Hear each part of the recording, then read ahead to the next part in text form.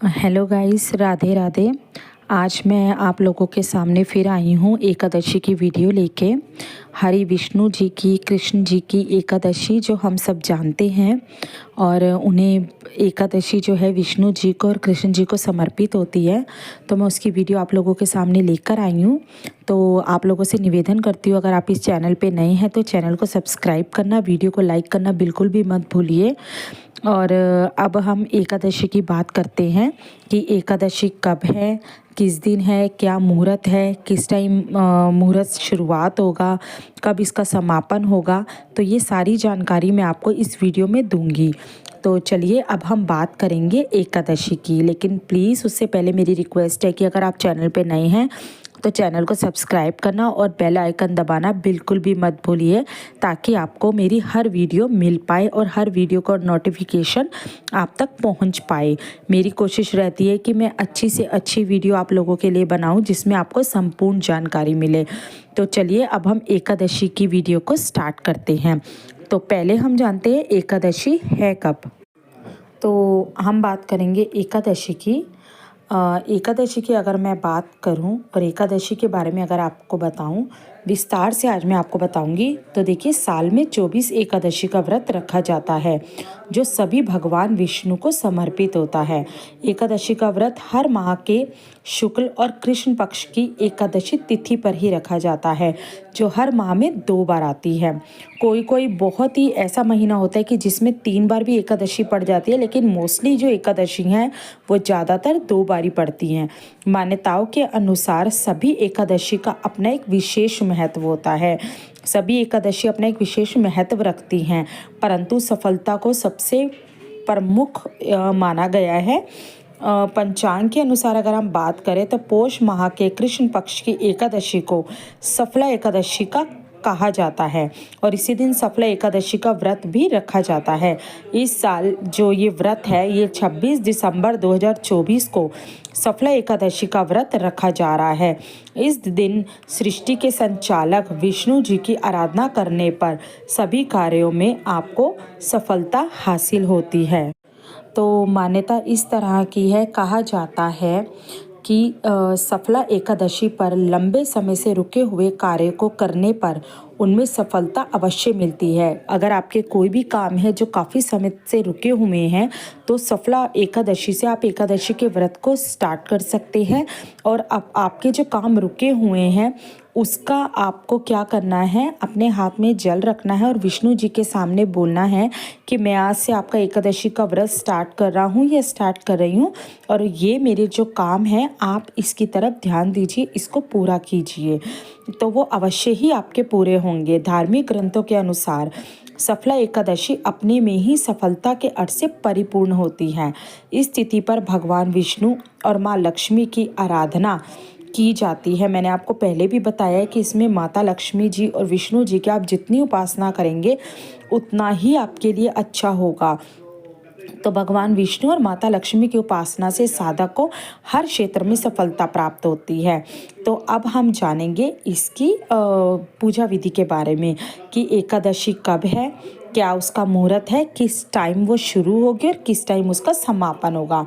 तो पोष माह के कृष्ण पक्ष की एकादशी तिथि की जो शुरुआत है वो 25 दिसंबर को रात 10:29 पर होगी, और इसका जो समापन होगा वो 27 दिसंबर को रात 12:43 पर होगा। उदय तिथि के अनुसार अगर हम बात करें तो 26 दिसंबर 2024 को सफला एकादशी का व्रत रखा जाएगा। और पंचांग की अगर हम बात करें तो पंचांग के अनुसार 26 दिसंबर 2024 को सफल एकादशी के दिन सुकर्मा योग का निर्माण हो रहा है, जो रात को 10:23 पर समाप्त होगा। सफला एकादशी पर स्वाति नक्षत्र भी बन रहा है, जो 18:09 तक रहेगा। इस दिन का जो मुहूर्त है वह दोपहर 12:01 से दोपहर 12:42 तक का है, जो बहुत ही ज़्यादा शुभ मुहूर्त है। और अगर आप पूजा करना चाहते हैं, अगर आप इस टाइम नहीं पूजा कर पा रहे हो, आप ऑफिस जाते हैं या बिज़ी हैं, तो एक मुहूर्त और मैं आपको बताती हूँ कि सफला एकादशी पर पूजा का शुभ मुहूर्त जो है वो सुबह 7:12 से सुबह 8:30 तक का रहेगा, यानी 1.5 घंटे का ये मुहूर्त रहेगा।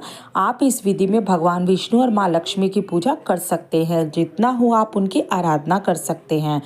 अब हम बात करेंगे पूजा विधि की। सफला एकादशी के दिन पूजा करने के लिए सबसे पहले आपको क्या करना है, एक चौकी लीजिए। चौकी के ऊपर आप भगवान विष्णु जी की मूर्ति को, या अगर आपके पास फोटो है उसको आप स्थापित कर दीजिए और उस पर गंगा जल थोड़ा सा डाल दीजिए। भगवान विष्णु को आप पीले फूल, फल, धूप, दीप, चंदन ये सब चीज़ें अर्पित कर सकते हैं। साथ ही में अगर आपके पास उनकी तो मूर्ति है तो उसको आप दूध, दही, घी, शहद और चीनी, पंचामृत का भोग लगा सकते हैं। पंचामृत में तुलसी ज़रूर डालें, क्योंकि विष्णु जी को तुलसी जो है वो अत्यंत प्रिय है। अब विष्णु जी के मंत्रों का आप जाप कर सकते हैं, जितना हो। ओम नमो भगवते वासुदेवाय नमः, इस मंत्र का जाप जितना आप पूरे दिन में कर पाएँ, जिस टाइम आपको मिले, बैठे उठे, ज़रूरी नहीं है कि मंत्र जाप करने के लिए आपको जोत जलाना ज़रूरी है। आप ऐसे भी हाथ जोड़कर भगवान विष्णु जी का ध्यान करके मंत्र जाप कर सकते हैं। और एकादशी व्रत का पाठ करें सॉरी जो एकादशी व्रत की कथा है आपको वो करनी है। अंत में भगवान विष्णु की आरती करके आपको क्या करना है, भूल चूक मांगनी है कि कोई भी गलती हो गई है, भूल चूक हो गई है तो विष्णु जी हमें क्षमा कीजिए। तो अब मैं आपको बताऊंगी कि इस दिन आपको क्या करना चाहिए और क्या नहीं करना चाहिए। जैसे मैं आपको हर वीडियो में बताती हूँ कि आपको विष्णु जी का ध्यान करना है, पीले वस्त्र धारण करने हैं, पानी से नहाना है, साबुन को इस्तेमाल बिल्कुल भी नहीं करना। और अगर हो पाए तो अपने घर में पोछा मत लगाइए उस दिन, सिर्फ झाड़ू लगाइए, या अगर आपकी मेड आती है तो उससे आप सिर्फ झाड़ू लगवाइए, पोछा बिल्कुल भी मत लगाइए, क्योंकि विष्णु जी जो हैं वो घर को लीपने से मना करते हैं। तो इसलिए आपको घर में पोछा यूज़ नहीं करना। बाल आप नहीं धो सकते, नाखून नहीं काट सकते। मांस, मदिरा, लहसुन, प्याज का सेवन इस दिन आप ना तो खुद करेंगे ना अपने परिवार के लिए सब्जी में डालेंगे, तो इसका भी परहेज बहुत ज़्यादा होता है। क्या करना चाहिए ये मैं आपको बता चुकी हूँ। और सबसे मेन काम जो मैं आपको हमेशा हर वीडियो में बताती हूँ कि आपको पीपल के वृक्ष पर जल चढ़ाना है और ओम नमो भगवते वासुदेवाय नमः का जाप करना है, क्योंकि कहते हैं पीपल के वृक्ष में विष्णु भगवान जी का वास होता है, वो साक्षात विराजमान होते हैं। तो ये था एकादशी का जो मैंने आपको बताना था। आशा करती हूँ आपको वीडियो अच्छी लगी होगी। अच्छी लगे तो वीडियो को लाइक करना और चैनल को सब्सक्राइब करना बिल्कुल भी मत भूलिए। फिर से आपको मिलूंगी एक नई एकादशी के साथ, एकादशी की वीडियो के साथ। और अब कुछ दिनों में, 1 या 2 दिनों में, मैं एकादशी के सफला एकादशी के व्रत की जो कथा है वो वीडियो डालूंगी। तो अगर आपके पास कथा नहीं है तो आप मेरे चैनल पर जाकर उस कथा को सुन सकते हैं।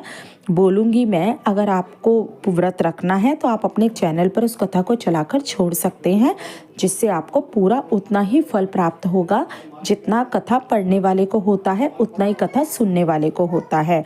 आशा करती हूँ आपको ये सारी जानकारी अच्छी लगी होगी। राधे राधे।